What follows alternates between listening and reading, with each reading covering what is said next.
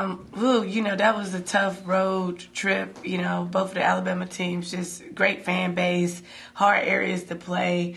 Really proud of our girls for managing. I was really concerned with the switch up. I knew we needed a ton of energy for A&M because they play with big energy. And when it was scheduled first, we play, state first, and then, we play Alabama A&M last, but with the schedule change and the weather, it kind of got flipped. So I was really concerned if we would have the energy after that big run of A&M to finish the game versus State. So I was pleasantly surprised that they were able to execute down the stretch and come back home with both wins. I think both teams have a very special skill set in what they do. I think A&M is really good defensively and very long. And so that was one of the first times we've seen big zones. And I think it paused us for a little bit, just kind of generated our shots and trying to find our way through it. But once we got going, I think we kind of settled in and hit our shots. We're still managing our defensive, teams who just kind of crash and look for fouls. We're trying to manage the A to B concept that the refs are coming because we practice on going straight up. And it's really hard when you got like chargers and the SWAC is full of kids who can just charge the rim. And it's like, okay, do we get out of the way? Sometimes we were getting out of the way and we're still getting foul calls.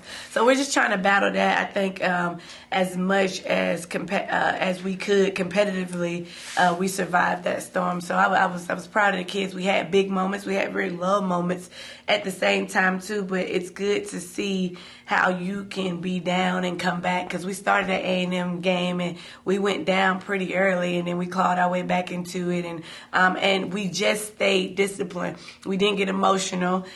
Convincing them that we could go past this was something that I think they needed to see. And even late versus Alabama State, I only had 30-second timeouts left, so we didn't have a bunch of time to draw up plays. So I had to draw something up quick and something that they could understand. And their execution to finish those plays down the stretch was remarkable. I was so proud. And they wanted the ball. They wanted to finish. They wanted to win. They didn't clam up. When we needed to focus and when they needed to put their briefcase out, they did that. And so it's cool to see sometimes we look extremely relaxed out there and we playing too much. But we let the game go a little bit versus State. They hit some big shots, but when it was time to kind of come back in and maintain their poise, when we could have just, shell-shocked at that moment, they found a way to stick with it and execute the plan. I just love that I can coach them, and they are allowing me to journey with them in these moments, to coach them through this, and they're relying on me. A lot of times when you don't have athletes who are used to this moment, when the crowd is loud and they're not playing as well, they block you out. They go into a funk and they have like a little daze over their face where they can't see you. And in my huddles, I see lock-in, I see buy-in, I see attention.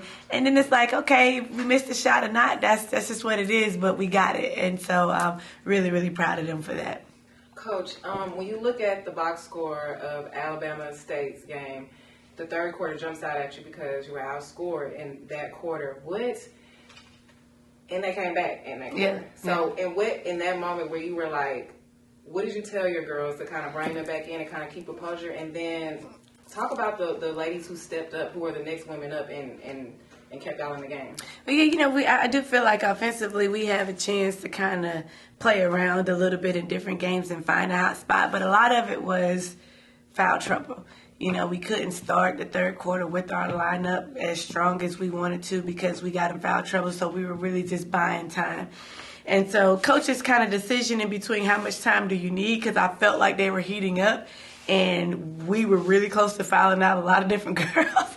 So it was like just trying to stick to it till I could get them. I didn't want to bring them back soon, and the game stayed tight, and then I didn't have my offensive people that can execute, and you had to guard late in the stretch. So did they stay on the bench maybe a second or two longer? Probably, especially Lele, but we were just getting so many, I just wanted to just kind of make sure we could finish with our heavy hitters that could execute confidently. And who had kind of been here before, and they could follow me in late game situations. So that kind of hurt us. But we had to battle that. We had to figure out how to be better in the SWAC. Defensively, we're strategically working on this every day of walling up, keeping our hands straight up. I think it's something that we work on probably harder than anybody, just defending the rim and the basket and we've got to figure out how to continue to create that space so when people are just charging at us, it doesn't look like we're coming. Because, I mean, we're sending teams to the line 20 and 30 times a game right now. And if you think about 26 or 30 free throws a game, that's the game. Like, that's, you know, so we're trying to figure out how we can keep teams in a half-court set and make them score out of their offense.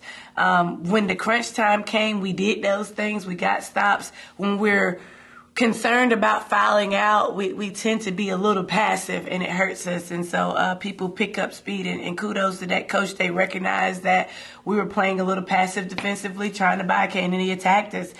So great game plan with them. And then they hit some big shots, and so they had momentum at home, and we just had to find it and slow it down. It's just our future goal is to just maintain defensive structure and stay out of foul trouble. So with this win, you reached 500 on percentage of wins, which evens you out. What do you say to the people who picked you ninth in the SWAC to finish? What do you say to those? Oh, I don't say anything to those guys. I don't think they've ever mattered or they're even relevant. I thank you, you know, maybe because it gives us a target to fight for. But, like, we're really good. Like, we have this thing called togetherness in our Tiger way. We don't say family because, you know, family can be toxic sometimes.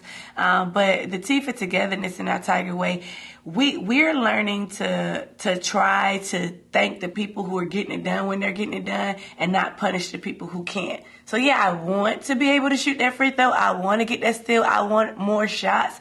But I'm not going to punish the people who are.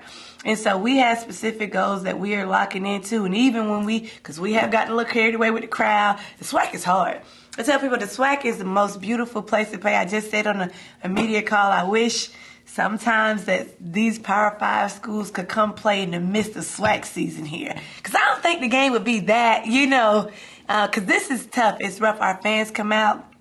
They believe in us, and it's really hard. I mean, we went to Alabama A&M. They had a line of people right there on the baseline. I mean, just standing up saying all kind of stuff, like everything. And that's a hostile environment. It's like playing in the garden. You know what I'm saying? So back in the 90s, like, that was rough. Like, you know, and so to be able to be composed in those moments shows a lot of, you know, maturity, and we're so focused on that. Can you hear me? Because when we evaluate, so did you hear what I said? Were you locked in? Were you part of the togetherness? Is your mind somewhere else? Like, our goals are so different. We don't even, I mean, 7-0 means a lot to other people, but it doesn't mean anything to us because we could, God forbid, lose the way out and have done nothing. You know, we're so locked into our mission right now and trying to get better at perfecting us that's really, I mean, that's what we come into practice talking about right now. We don't talk about, you know, they get on Instagram and all that a couple times, but really that don't mean nothing to us. Because the SWAC, any game, like we could literally be talking about being 6-1 right now because State was on our tail, you know. So we're just happy to compete and come out with victories after execution, and we keep focusing on that. Now, this is my last one. If anybody else want to ask something like this, but after doing 2 features with 2 of your players, and I asked them about you, and a lot of things that are coming back is you're down to earth, you're real, you tell them the truth, and Cortland said today that, you know, you don't get onto them when they mess up, you explain to them how they can get better. Yes. As a coach, how does that make you feel to hear that your players are, you know, obviously you see it, they're buying in, y'all are winning. Yeah. But how does it feel to kind of hear some of those comments? You know, my style of coaching comes from being an assistant coach to a lot of great coaches, and one in particular, like with Katie Meyer and Carolyn Keeger. Like, my job was to get the best players ready, right? And so you don't have excuses during the game, but hearing gripes or complaints from, I believe in transparency. We have this thing called Flex Component Sheet. From the moment you say yes, it's the skill set of each position of what you need to be able to do to get on the floor. Now, from your yes to game time, it's up to you how much you work on it. If you could do 80% of any of those things, you will be on the court. It's not favoritism. It's not like this is a safe space. And I try not to punish people for what they can't do, just instruction if you're willing to take it and what you can do. You know, the thing about Cortland, she was shooting, you know, 2 air balls in the game, and she came and she's like, oh, I can't do it. I'm like, no, you were her because you worked on this, and this is what you need. Hips to the rim. So like our assistants, they talk shot.